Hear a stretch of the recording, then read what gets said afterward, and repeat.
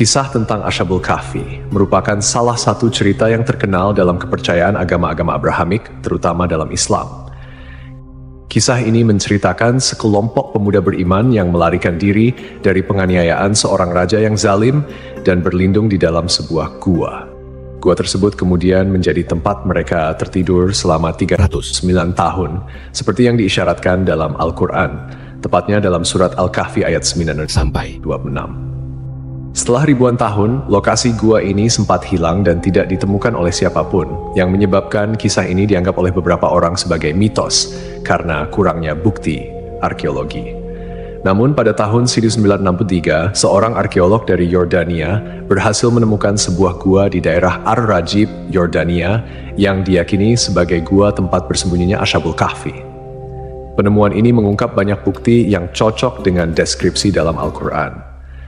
Di dalam gua tersebut ditemukan 8 kuburan kuno yang diduga merupakan tempat peristirahatan para pemuda Ashabul Kahfi serta sebuah kerangka rahang atas seekor anjing yang sesuai dengan kisah dalam Al-Quran bahwa seekor anjing turut menjaga pintu gua.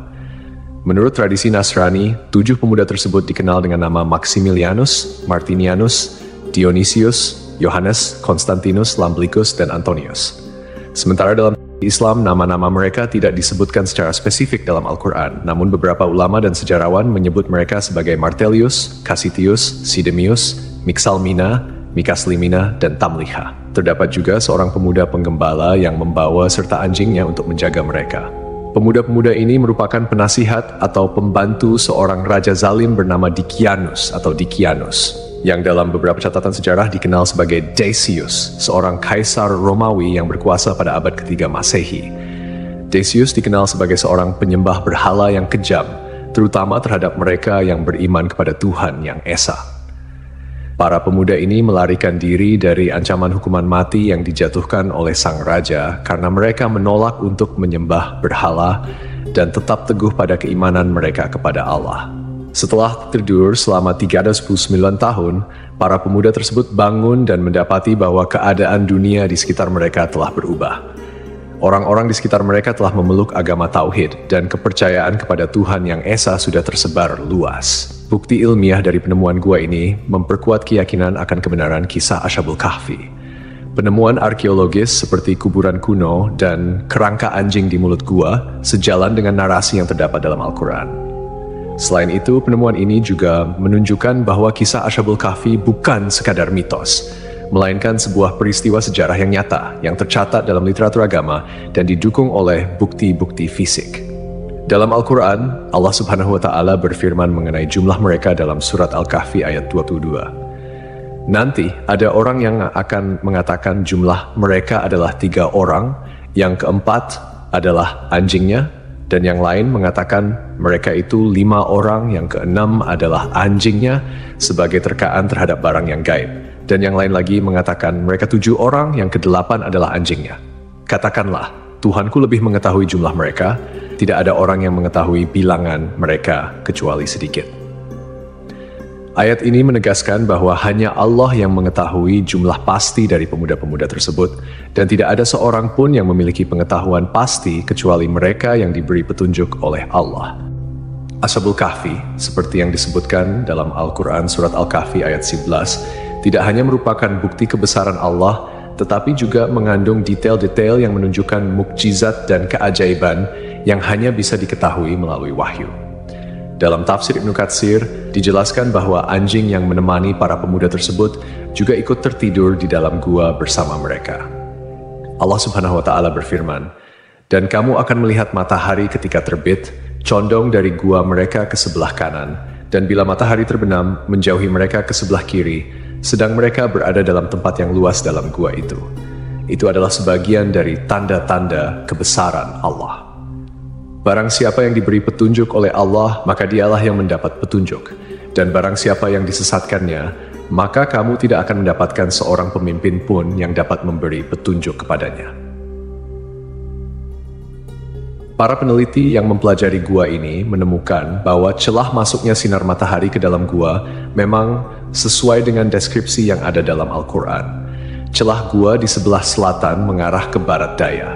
sehingga ketika seseorang berdiri di dalam gua pada waktu sore, sinar matahari akan bergerak ke arah kanan dan memberikan ruang untuk melihat pemandangan luar gua. Pada waktu siang hari, sinar matahari tidak masuk ke dalam gua, sedangkan saat matahari terbenam, sinar tersebut hanya sedikit dan sesaat memasuki gua. Fenomena ini sangat menakjubkan karena menggambarkan akurasi detail yang disampaikan dalam wahyu yang kemudian dibuktikan oleh penelitian modern. Selain itu, ditemukan pula tulisan dalam berbagai bahasa kuno di dinding gua yang mengisyaratkan tentang keesaan Tuhan. Ini menimbulkan pertanyaan besar, bagaimana mungkin Rasulullah Shallallahu Alaihi Wasallam bisa mengetahui detail kisah ini yang terjadi 5 abad sebelum kelahirannya dan sebelum turunnya Al-Quran? Jawabannya jelas. Itu adalah wahyu dari Allah, menunjukkan bahwa Al-Quran adalah firman Allah yang mengandung kebenaran sejati. Meskipun ada perdebatan tentang lokasi pasti Gua Ashabul Kahfi, bukti historis, arkeologis, dan astronomis menunjukkan bahwa gua tersebut terletak di daerah Ar-Rajib, sekitar 13 km sebelah selatan kota Amman, Yordania. Beberapa sahabat Nabi Muhammad SAW seperti Ubaidah bin Al-Jarrah, Muawiyah bin Abu Sufyan, dan Ibnu Abbas pernah mengunjungi gua ini dan menyebutkan bahwa mereka melihat tulang belulang para penghuni gua. Bangunan di atas gua tersebut pada awalnya adalah sebuah gereja yang kemudian beralih fungsi menjadi masjid pada masa kekuasaan Islam. Di dalamnya terdapat pilar-pilar batu yang tidak sama tingginya, membentuk lingkaran yang diduga merupakan bangunan yang disebut dalam Al-Quran. Dan demikianlah kami pertemukan mereka dengan manusia, agar manusia itu mengetahui bahwa janji Allah itu benar, dan bahwa kedatangan hari kiamat tidak ada keraguan padanya. Seorang pakar geologi, Nazim Al-Kailani, dalam penelitiannya menyatakan bahwa tanah di gua ini memiliki peran penting dalam menjaga keutuhan kondisi tubuh para penghuni gua. Tanah di kawasan Gunung Rakim mengandung karbohidrat, kalsium, magnesium, serta tumbuh-tumbuhan dan hewan yang jenuh dengan radium. Material ini mengandung unsur logam uranium yang berkilau dan menghasilkan sinar alfa, beta, dan gamma. Jenis-jenis sinar ini diketahui mampu mensterilkan dan menjaga kualitas kondisi daging serta tumbuhan dari kebusukan. Selain penjelasan dari sudut pandang teologis dan sejarah, beberapa ilmuwan juga telah mencoba memahami mengapa tubuh para pemuda Ashabul Kahfi tidak hancur meski tertidur selama lebih dari 3 abad. Dalam Al-Quran, terdapat petunjuk-petunjuk yang bisa menjadi dasar ilmiah untuk memahami fenomena ini. Allah Subhanahu wa Ta'ala berfirman dalam surat Al-Kahfi ayat 15, "Dan kamu mengira mereka itu bangun, padahal mereka tidur, dan kami bolak-balikkan mereka ke kanan dan kiri, sedang anjing mereka menjulurkan kedua lengannya di depan pintu gua." Surat Al-Kahfi. Dari ayat ini terdapat beberapa pelajaran yang bisa kita ambil, terutama terkait dengan bagaimana Allah menjaga tubuh para pemuda Ashabul Kahfi selama mereka tertidur. Salah satu cara yang dilakukan Allah adalah dengan membolak-balikan tubuh mereka, sehingga menghindari terjadinya ulcus decubitus atau pressure ulcer, yaitu luka yang disebabkan oleh tekanan berkelanjutan pada satu bagian tubuh. Jika seseorang berbaring dalam satu posisi dalam waktu yang sangat lama, aliran darah ke bagian tersebut bisa terhambat, yang akhirnya menyebabkan kerusakan jaringan karena kekurangan oksigen dan nutrisi. Dengan memutar posisi mereka secara berkala, Allah menjaga integritas tubuh mereka. Ibnu Katsir, seorang mufasir terkenal, juga menjelaskan dalam tafsirnya mengenai surat Al-Kahfi ayat 19 bahwa Allah dengan hikmahnya menjaga para pemuda ini dari sinar matahari yang berlebihan. Sinar matahari pagi yang lembut memberikan kehangatan dan sinar yang cukup untuk menjaga kondisi tubuh mereka tanpa menyebabkan kerusakan kulit akibat paparan sinar matahari yang terlalu lama.